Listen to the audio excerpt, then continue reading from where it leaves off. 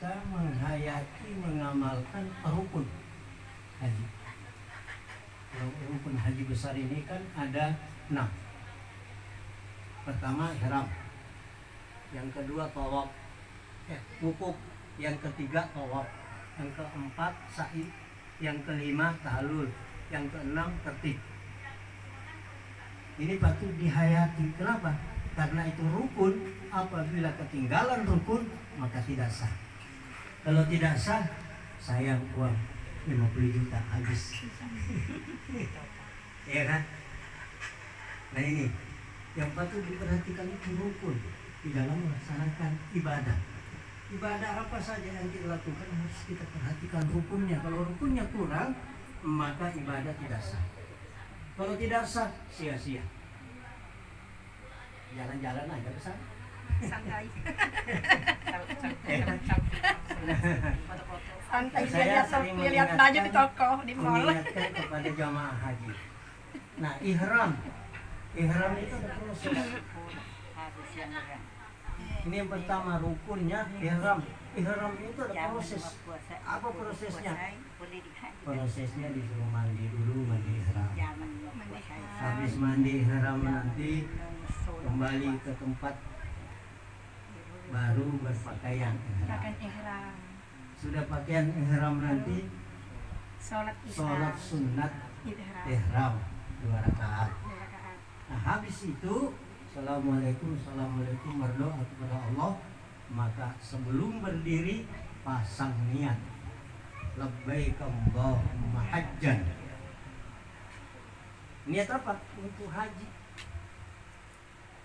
Kalau nanti umrah, labbaik Allahumma umrah, ada di sini. Semua ada saya. Ini doa-doa pendek saya sengaja bikinkan jamaah haji. Mulai dari berangkat dari rumah sampai kembali ke rumah. Jadi kalau ini banyak biasanya kalau umrah itu banyak fotokopi. Sengaja saya bikinkan yang pendek. Kenapa? Kalau di dalam buku manasik haji itu panjang, tidak bisa dihafal semua itu. Saya sendiri kewalahan membaca itu. Paling kita baca buku gitu. Iya. Kalau ini yang pendek-pendek aja. Sampai ke rumah, dari berangkat dari rumah sampai kembali ke rumah ada semua doanya. Contoh. Tujuannya tidak lain dan tidak bukan adalah untuk melaksanakan rukun Islam. Karena tadi ibadah rukunnya harus diperhatikan, yaitu tadi ihram, prosesnya itu tadi. Wukuf, karena banyak juga saya lihat pengalaman saya waktu naik haji, wukuf itu banyak orang wukuf dia tidur. Kenapa? Karena waktunya tidur di sini, di sana harus bangun.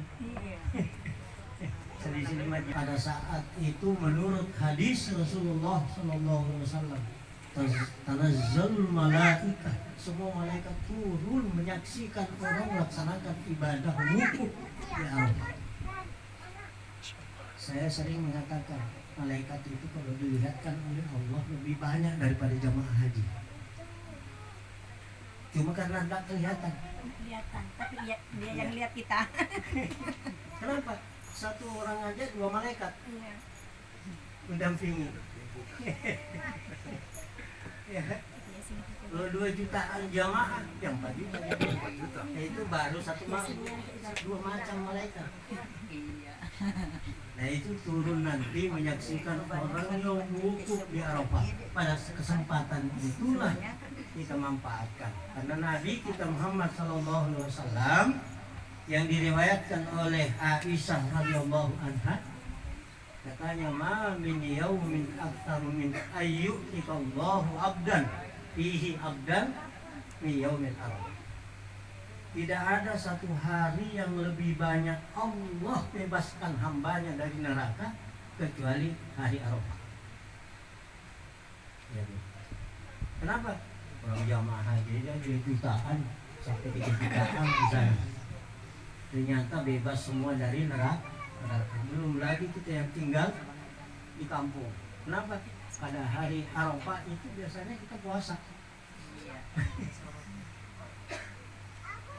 Itu Aisyah sendiri berkata, bahwa tidak ada hari yang lebih banyak Allah bebaskan hambanya daripada api neraka kecuali yaumul Arafah. Ini hadis. Jadi oleh sebab itu pada saat di Arafah itulah banyak-banyak berdoa. Kalau habis doanya baca Al-Quran sampai selesai. Ya. Sebentar aja, paling 2 jam selesai. Buku. Cuma ada roh juga karena dia tidak tahu barangkali tidur. Iya. Nah ini patut diingat bahwa rukun tadi perlu diingat. Rukunnya ihram, rukuk, tawaf. Tawaf ini perlu juga diingat bahwa sami'tu Rasulullah sallallahu alaihi wasallam dan Jabir dari Umar itu mengatakan sami'tu Rasulullah sallallahu alaihi wasallam, saya mendengar Nabi kita Muhammad sallallahu alaihi wasallam berkata, man tawafa bil bait, barang siapa yang tawaf di Baitullah, barang siapa yang tawaf di Baitullah, kata Umar, kataballahu lahu bi kulli khatwatin hasanah. Nah, makanya tawaf itu sering-sering lah. Iya.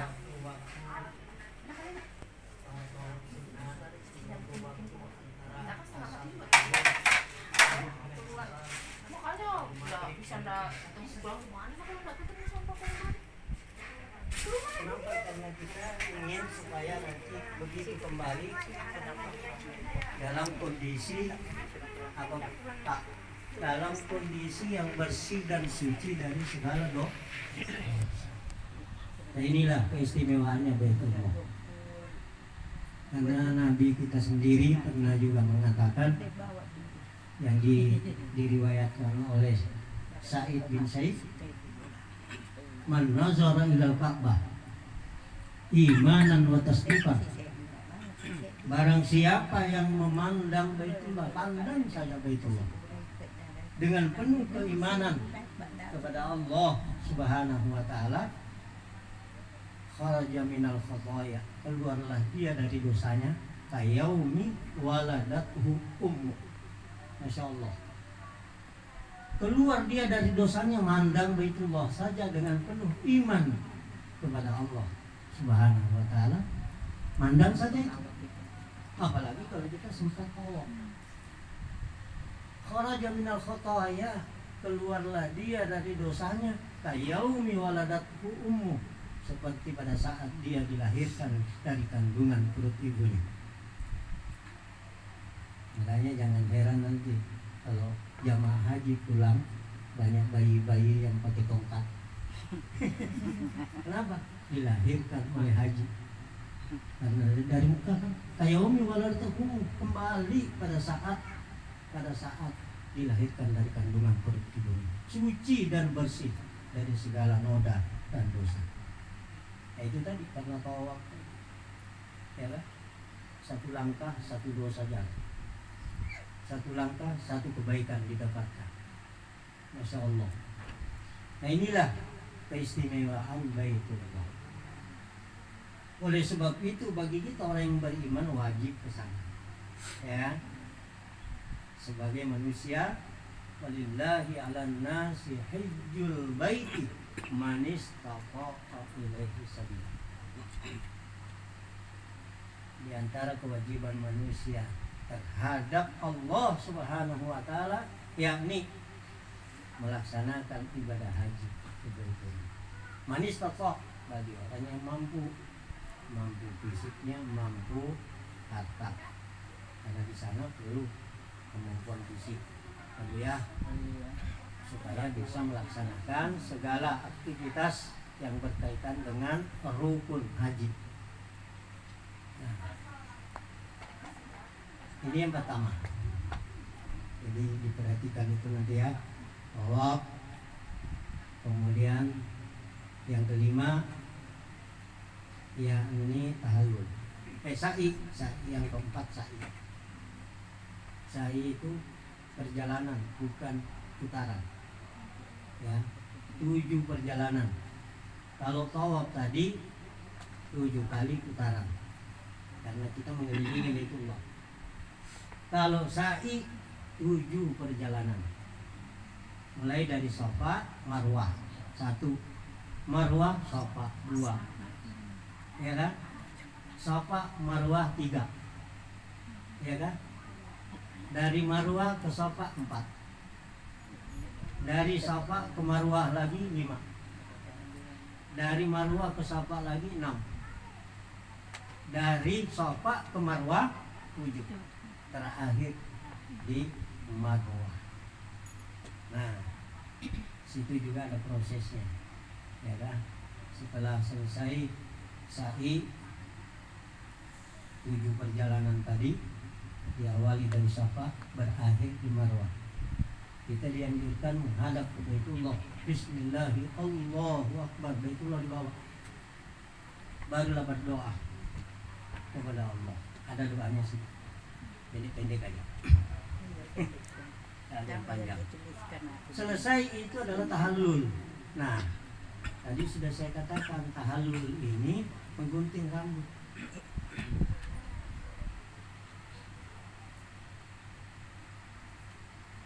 Menggunting rambut ini tidak sembarang.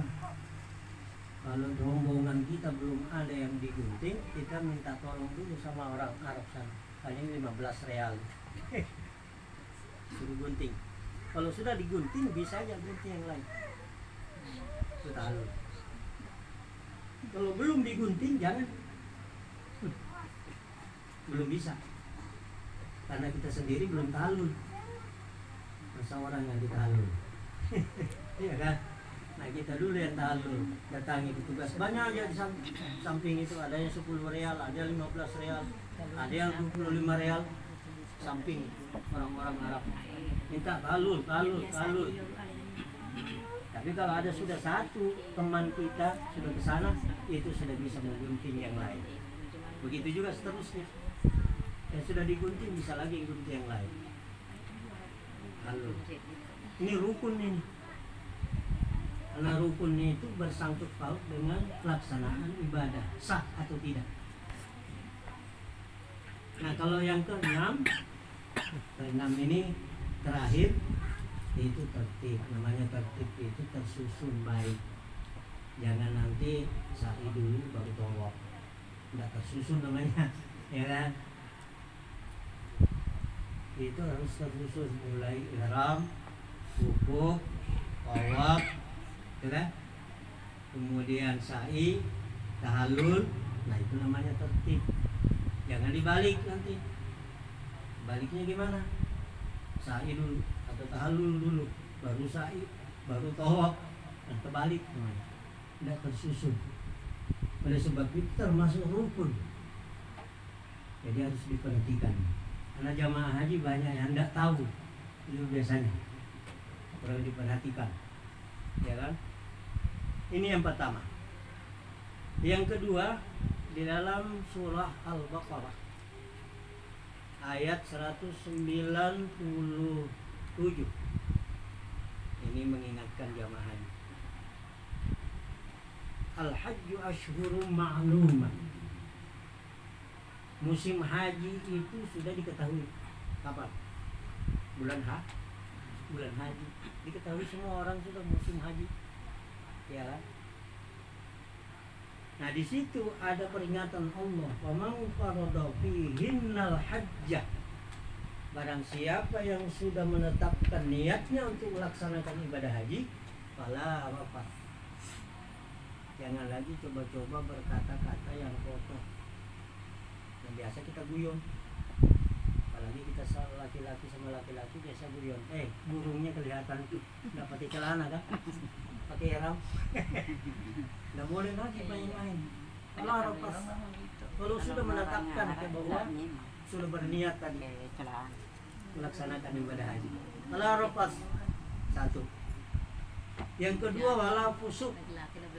Jangan lagi berbuat sesuatu yang pasif.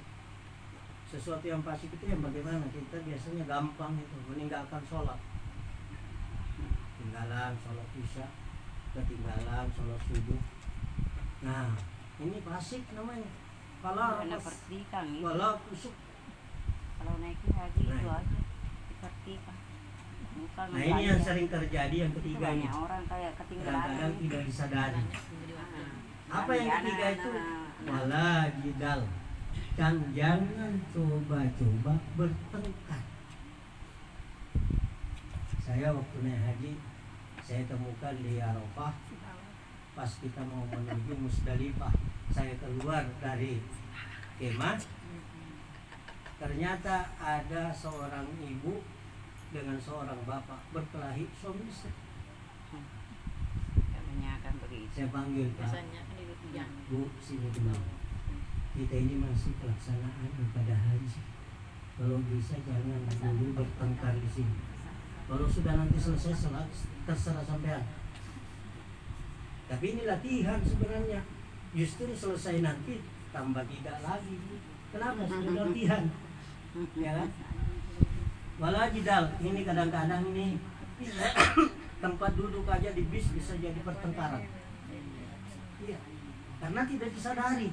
Padahal sudah pakaian ihram. Nah, ini tidak disadari. Ini Al-Quran. Allah farada fihinnal hajja fala rafasa wala fusuq wala jidal. Fil hajj, pada saat melaksanakan ibadah haji.